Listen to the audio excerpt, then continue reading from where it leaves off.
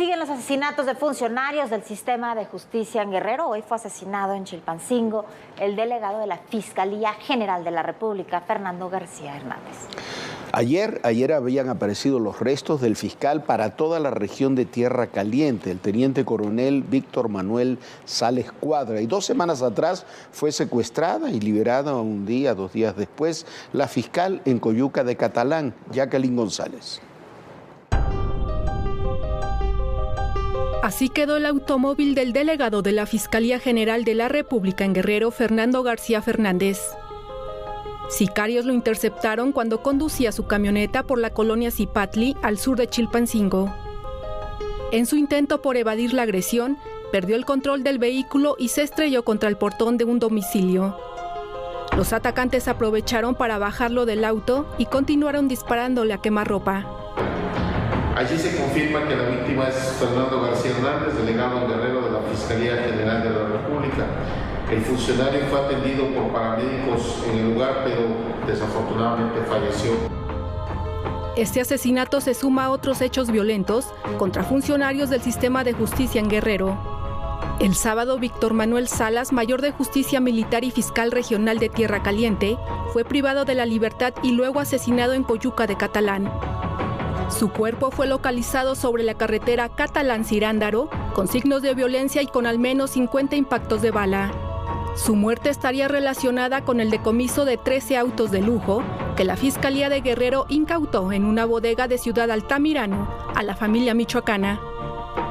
Hace unos meses, Manuel Salas había dejado Tierra Caliente por amenazas. A finales de agosto, Patricia Jacqueline Salgado, titular del Ministerio Público de Coyuca de Catalán, fue secuestrada por un comando de al menos 20 personas que irrumpió en la agencia del Ministerio Público, desarmó a los policías y se llevaron a la funcionaria. Un día después, Jacqueline Salgado fue liberada por sus captores. Aunque no dio información sobre las causas del secuestro, medios locales indican que detrás del hecho estaba la familia michoacana. Salgado González, de 43 años de edad, había sido designada titular de la agencia del Ministerio Público de Coyuca de Catalán 15 días antes del secuestro. Pero la violencia no cesa en Guerrero. Al mismo tiempo que asesinaban al delegado de la Fiscalía General de la República, en Acapulco un taxista fue atacado por hombres armados cuando circulaba por la avenida Calzada Pie de la Cuesta en el centro del puerto. Mientras que la madrugada de este lunes fueron localizados 5 cuerpos desmembrados en 3 puntos de Acapulco. El primer hallazgo ocurrió en la calle Lerdo de Tejada. Allí encontraron 4 cadáveres dentro de un taxi, mientras que en la colonia Carabalí localizaron partes del cuerpo de una mujer. En esa colonia, hombres armados robaron un automóvil y lo incendiaron. Minutos más tarde, en calles del Mercado Central en la colonia Progreso, localizaron la cabeza de una mujer. Este hecho se suma a la desaparición de 7 jóvenes privados de su libertad el 1 de septiembre en un centro de tratamiento y prevención de adicciones. De acuerdo con cifras del gobierno federal, este lunes 11 de septiembre se registraron 84 homicidios dolosos en todo el país, de los cuales Guerrero encabezó la lista con 9 asesinatos. Para ADN 40, Fuerza Informativa Azteca.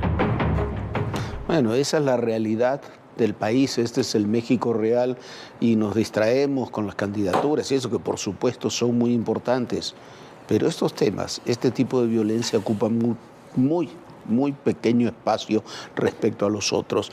Hay otro punto que es fundamental. También estamos muy preocupados por la Guardia Nacional, si debe estar inscrita en la defensa o no, su composición, pero nos olvidamos que las fiscalías no tienen prácticamente policías de investigación y son muy limitadas las medidas de seguridad que hay para proteger a quienes trabajan en esas posiciones. Pero tampoco hay mecanismos de protección para los jueces. ¿Qué es lo que están haciendo los criminales? Están atacando a policías locales, a jueces y ministerios públicos. ¿Para qué? Simplemente para fortalecer su impunidad. El Estado mexicano tendría que fortalecer las policías locales, el sistema de justicia, el sistema de ministerios públicos y darle protección a quienes están en esas tareas delicadas. Hoy Eso no existe, Viviana. No, bueno, y vamos a otro tema. Hace 2 semanas la DEA dio a conocer la lista de los 10 más buscados por esa agencia estadounidense. Ha destacado en esa lista porque se ha concentrado particularmente en traficantes de fentanilo y porque ha exhibido la red de operadores más cercanos a Iván Archívalo Guzmán, el hijo del Chapo Guzmán, a quien la DEA considera que liderea a los Chapitos. No solamente eso, uno de sus lugartenientes principales por el que se ofrecía $1 millón de recompensa era Luis Benítez, apodado el 14. Una semana después de que se dio a conocer esa lista, el 7 de septiembre fue dejado un cuerpo frente a un hospital del IMSS en Culiacán con 2 disparos mortales que habían acabado con su vida y eran los restos del 14, ahora lo sabemos, de Luis Benítez, uno de los 10 narcotraficantes más buscados por la DEA, pero no se sabe quién lo mató, cuándo ni por qué. La información pasó prácticamente desapercibida en los medios. Es el cuerpo de Luis Javier Benítez Espinosa, alias el 40, líder del cártel de Sinaloa. Fue encontrado la mañana del pasado 10 de septiembre afuera de la Clínica 36 en Culiacán, Sinaloa. Tenía 2 disparos en un pie, el cual estaba vendado. Junto a él quedaron 2 radios de comunicación. El 14 era uno de los 10 más buscados por la DEA. Ofrecían $1 millón por quien diera datos para encontrarlo. Era considerado como uno de los principales traficantes de fentanilo de México a los Estados Unidos. A finales de agosto, su rostro, de nuevo, fue dado a conocer en la lista que actualizó la DEA. En ese momento, la DEA sacó a los capos mexicanos Ismael El Mayo Zambada, Jesús Alfredo Guzmán Salazar, Alfredillo, y Nemesio Ceguera Cervantes, El Mencho. La salida de la lista de los capos no quiere decir que no se les busque, solo que la prioridad para los Estados Unidos bajó. Ahora, dentro de los 10 más buscados están sujetos identificados como integrantes de los Chapitos, a quienes señalan de ser los principales responsables de inundar las calles en Estados Unidos de fentanilo, de ser responsables de la crisis de salud ante el incremento de adictos y sobredosis. Previo al hallazgo del cadáver del 14, este hombre había tenido un altercado con otro de 60 años, con quien discutió tras un accidente automovilístico. Hasta el momento no hay detenidos ni posible móvil de su asesinato. Bueno, este es el tema. Es uno de los hombres más buscados en el mundo por la DEA. Es uno de los principales operadores para la introducción de fentanilo. Y eso pasó prácticamente desapercibido. Usted puede tener confianza o no en lo que dice o hace la DEA, pero marca normas que el gobierno estadounidense en ese ámbito sigue. Y para el gobierno estadounidense el punto central de su estrategia de seguridad pasa por detener el tráfico de fentanilos que provoca más de 100,000 muertes al año por sobredosis en ese país. La muerte de uno de los principales operadores del cártel de los Chapitos sigue siendo un misterio. Sí, Jorge, bueno, y por supuesto que las autoridades estadounidenses, sobre todo por lo que dice Jorge, por la cantidad de muertes que hay por sobredosis de fentanilo, están intentando acabar con las grandes estructuras que hacen y trafican fentanilo en nuestro país. ¿Qué sucede? Que en Estados Unidos no solamente es el fentanilo puro lo que están consumiendo, sino este fentanilo se lo están mezclando a muchas otras drogas para que, por supuesto, se vuelva más adictivo. Estados Unidos está alarmado y va, o ha dicho que va, tras estos personajes que están interviniendo y que están trabajando con fentanilo en nuestro país. Y en Tamaulipas atacaron a tiros a una caravana de paisanos que regresaba a México. El domingo había sido atacada en Sonora otra caravana, pero esta caravana es de madres buscadoras. Por supuesto, para la secretaria de Gobernación, María Luisa Alcalde, que estuvo al frente de la mañana los días que el presidente López Obrador estuvo de gira, dice que no fue un ataque. ¿Y por qué cree que no fue un ataque? Porque no les dispararon directamente a ellos. Dice que como dispararon al aire, no fue un ataque. Cargan el dolor de no saber dónde está su hijo, el olvido de las autoridades, la impunidad de los criminales y las agresiones de grupos delincuenciales. Una madre buscadora nunca será detenida si se trata de encontrar a sus hijos. Les pedimos a los cárteles que nos dejen buscar. No queremos culpables ni queremos justicia, queremos darle sepultura digna a nuestros hijos. Despedirlos como merecen, como seres humanos que son. Son madres buscadoras que una vez más fueron agredidas por integrantes del crimen organizado. Ahora ocurrió en el Cerro de la Virgen, al sur de Hermosillo, en Sonora. se movilizaron a ese lugar porque una llamada anónima les informó de una fosa clandestina. Les dijeron que en ese punto estaba enterrado el cuerpo de uno de sus hijos. Llegaron con palas, picos y todas sus herramientas de trabajo. Se hicieron acompañar de efectivos de la Guardia Nacional, policías y agentes de investigación criminal. Fue durante su recorrido de búsqueda que un comando las atacó. Los elementos de seguridad repelieron el ataque para poner a salvo a las madres del colectivo. La secretaria de Gobernación, Luisa María Alcalde, rechazó que el grupo de madres buscadoras de Sonora fuera emboscado. No se reporta esas agresiones, hubieron algunos tiros hacia arriba y no fue en el lugar de los hechos. Y Alejandro Encinas informó al respecto que no había habido tal agresión. Tras las declaraciones, Cecilia Flores cuestionó si era necesaria una masacre en su contra para decir que están en peligro. No es la primera vez que la integrante del colectivo Madres Buscadoras de Sonora pide a los grupos criminales frenar la violencia contra ellas y que les dijeran dónde están sus hijos. El 1 de septiembre compartió un video exhortando a los cárteles que ya no haya más desaparecidos. De acuerdo con la Comisión Nacional de Búsqueda, en Sonora hay más de 4.300 personas desaparecidas y no localizadas, principalmente en Hermosillo, Cajeme, Nogales, Guaymas y Caborca. Mientras esto ocurría en Sonora, en Tamaulipas, una caravana de 16 mexicanos y 4 estadounidenses que transitaba por el municipio de Miguel Alemán fue atacado por criminales. Los hechos ocurrieron el 9 de septiembre. De acuerdo con el Instituto Nacional de Migración, 3 paisanos resultaron heridos. La caravana regresaba de la Unión Americana cuando fue atacada por sicarios en ese municipio de la frontera chica de Tamaulipas. Reportes indican que un vehículo con blindaje artesanal de los llamados monstruos impactó a una de las camionetas de los paisanos. Después sicarios le dispararon e incendiaron un remolque. Bueno, muy desafortunada la declaración de la secretaria de Gobernación, que se basaba a su vez en una declaración del subsecretario Alejandro Encinas sobre los ataques a las madres. Cuando el fuego fue repelido por los mismos integrantes de los cuerpos de seguridad que las acompañaban, no se puede decir que no hubo ataques. Tan desafortunado como aquello que algún día le mostramos hace un par de semanas de la secretaria de Seguridad ahí en Morelos, que dijo que no podían detener a los delincuentes porque la ciudadanía avisaba después de que se habían cometido los delitos, entonces no podían, como si hubieran tenido alguna posibilidad de avisar antes de que se cometieran. Pero bueno, así están las cosas. Al menos 2 policías heridos y un detenido fue el saldo de una balacera en la puerta 2 de la zona de llegadas nacionales de la Terminal 1 del Aeropuerto Internacional. En la Terminal 2 en la puerta 2 de la Terminal 1 del Aeropuerto Internacional, ahí se dan las balaceras. Dentro del aeropuerto, la Secretaría de Seguridad Ciudadana informó que se le realizaban trabajos de investigación tras denuncias por robo en las zonas de aduanas.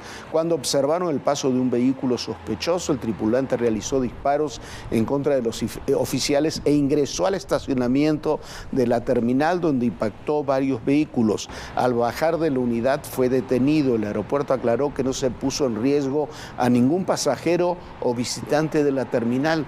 Usted pregúntese si no estuvieron en riesgo los pasajeros, los trabajadores ahí en la terminal cuando hay disparos y persecuciones policíacas dentro de ella. Pero bueno, así están las cosas, Viviana. Así están, Jorge. Bueno, y quien quedará mañana en libertad es Emma Coronel, esposa de Joaquín El Chapo Guzmán.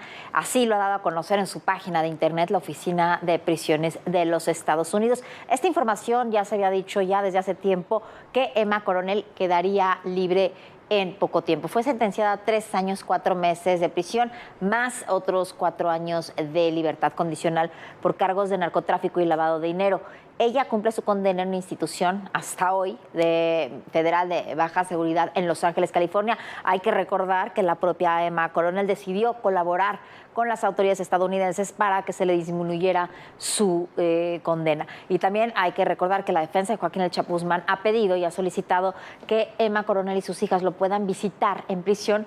¿Por qué? Porque son los únicos que tienen visa, las únicas que tienen visa y pueden llegar a verlo. A ver si la defensa de Joaquín El Chapo Guzmán le permite que se pueda reunir, aunque sea una sola vez, con su hija, con sus hijas, sus gemelitas y su esposa. hay que ponerle un nombre, un rostro. Y que vienen todas las demandas internacionales. Una ciudad tan complicada como es la Ciudad de México. Ya llegamos a Aguililla, esta ciudad, la entrada a la Tierra Caliente.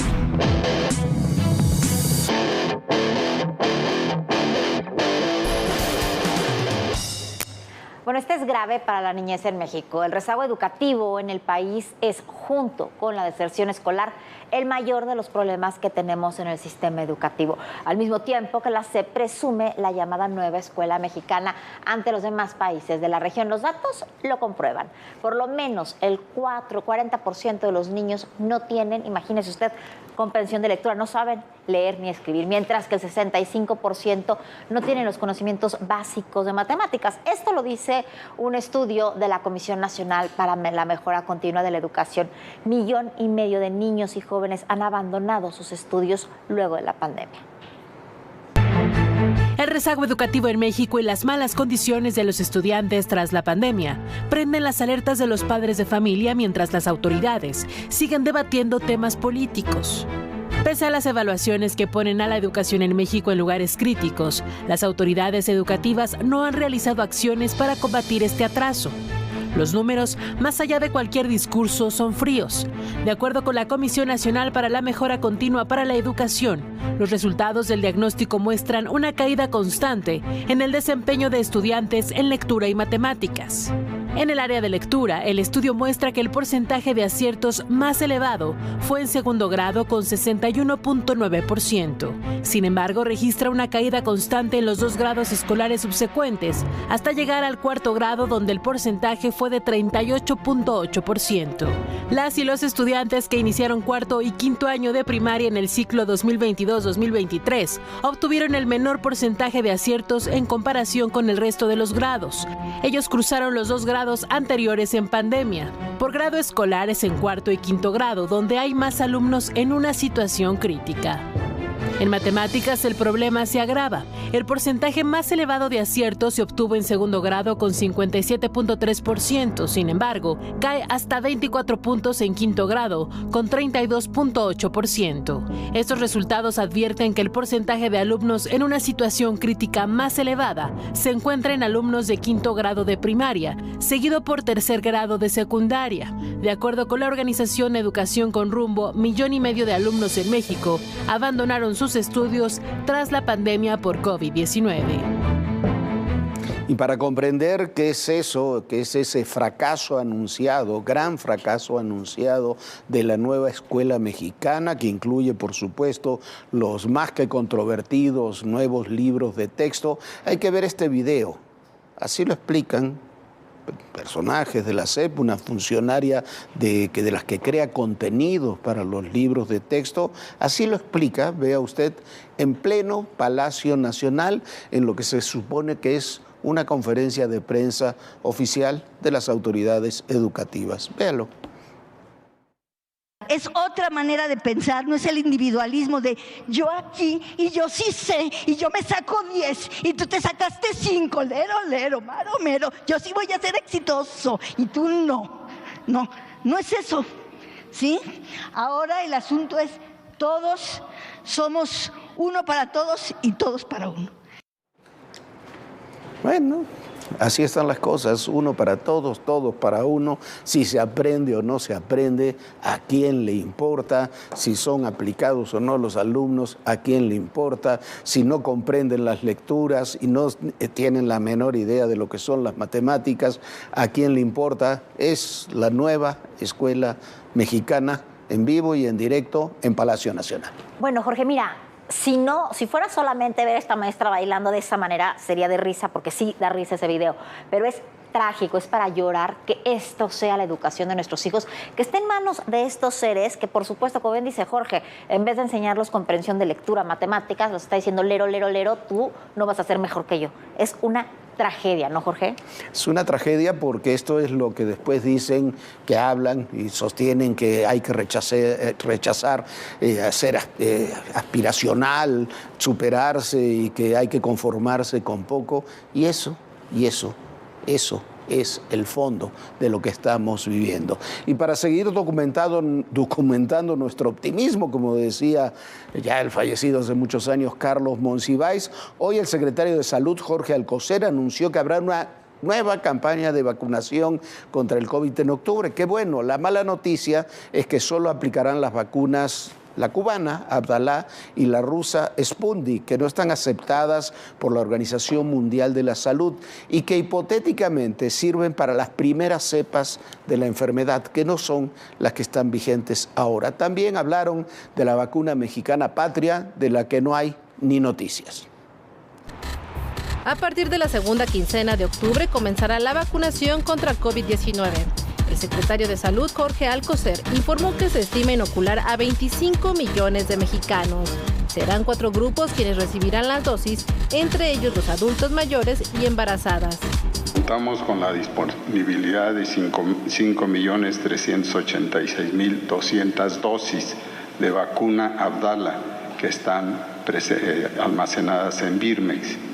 En octubre y noviembre van a llegar 4 millones de dosis, 4 millones de dosis de la vacuna Sputnik que tenían en reserva y que nos las van a dar no por el costo de la vacuna, sino por las vacunas como tal.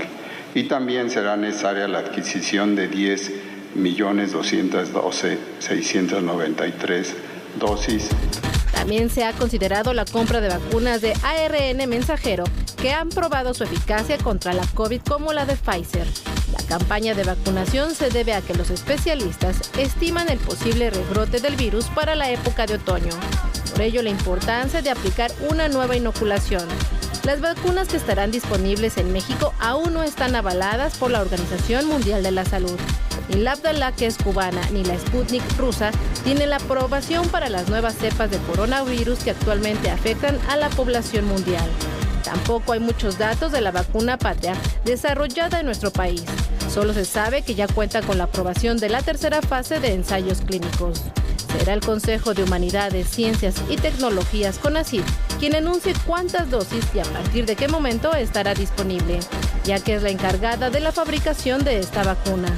Las hospitalizaciones por COVID-19 han ido en aumento desde finales de verano, pero gracias a la inmunización de vacunación o infecciones previas, la cifra es mucho menor en comparación con la misma época del año pasado y del 2020. Sin embargo, la protección disminuye con el paso del tiempo y el coronavirus desarrolla continuamente nuevas variantes que pueden eludir la inmunidad previa. Ha pasado un año desde la última vez que se modificaron las vacunas. Apenas este 11 de septiembre, Moderna y Pfizer recibieron la aprobación de la Administración de Alimentos y Medicamentos de Estados Unidos, la FDA, para suministrar las nuevas vacunas contra COVID-19. De acuerdo con estudios publicados, estas nuevas dosis protegen contra las nuevas variantes, incluso si antes la persona no se vacunó o no se enfermó de coronavirus. En el Congreso, legisladores de la oposición buscan sumar voces para que las autoridades sanitarias eliminen las restricciones surgidas como resultado de la autorización de medicamentos y vacunas contra COVID-19. De ese modo, se permitiría que los gobiernos estatales y el sector privado tengan la capacidad de comprar las vacunas y medicamentos de su elección, siempre y cuando estén debidamente autorizados. En el mismo periodo también comenzará la campaña de vacunación contra la influenza, con el objetivo de proteger a la población en la temporada invernal.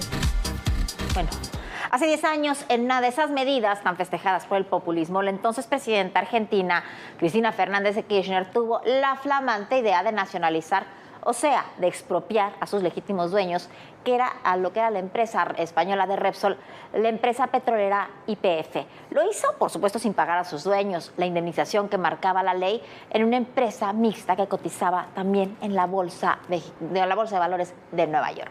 El tema terminó en una corte de esa ciudad que esta semana condenó al gobierno argentino y podría pagar nada más y nada menos que 16.000 millones de dólares de indemnización, de multa.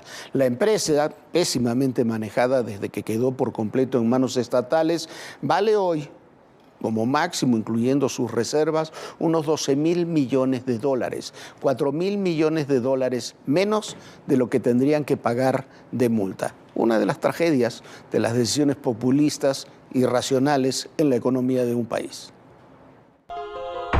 Argentina vive las consecuencias de unas de las decisiones tomadas por Cristina Fernández cuando era presidenta del país sudamericano.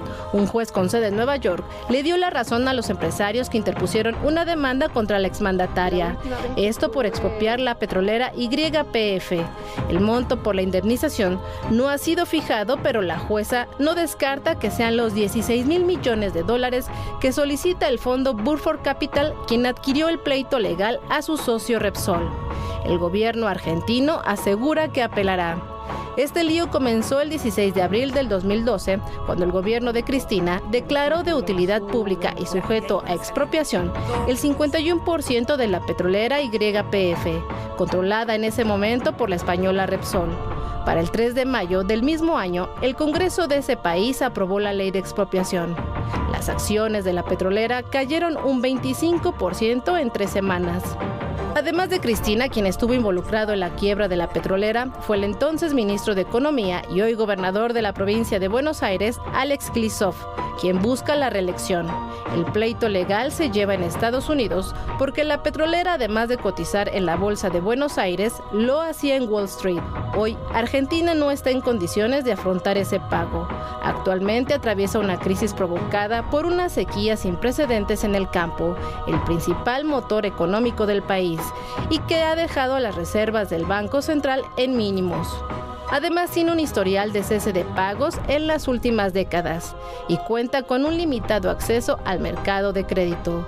Su deuda pública supera lo equivalente al 85% del Producto Interno Bruto y el gobierno ha debido refinanciar el préstamo de 44.000 millones de dólares recibidos del Fondo Monetario Internacional desde 2018. Muchísimas gracias por habernos acompañado. Ya nos vamos, pero recuerde que puede ver todos los contenidos de Todo Personal en la página de YouTube de ADN 40. Ahí hay muchos reportajes y más cosas que puede disfrutar con nosotros. Muchísimas gracias por habernos acompañado. Mañana nos vemos en punto de las 11 de la noche. Bonita noche, Jorge. Bonita noche, Viviana. Muy buenas noches a todos ustedes. Y recuerden, en el poder y en la política todo, pero absolutamente todo, es personal. Gracias.